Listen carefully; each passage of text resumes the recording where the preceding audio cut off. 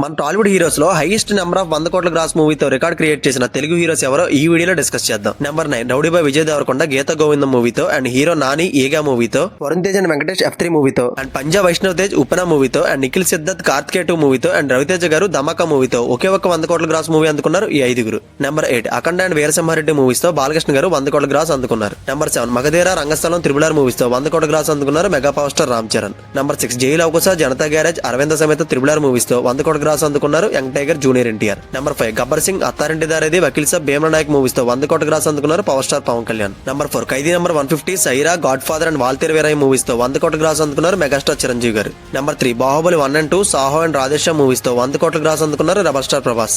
Number 2 Race Gurram Sarainodu Duvvada Jagannadh అలా Vaikunthapuram and Pushpa movies తో 100 కోట్ల గ్రాస్ అందుకున్నారు icon star Allu Arjun. Finally number 1 దూకుడు శ్రీమంతుడు భరత్ తను నేను మహర్షి సరిలేరు నీకెవరు సర్కార్ వరపట మూవీస్ తో 100 కోట్ల గ్రాస్ అందుకున్నారు మహేష్ బాబు గారు.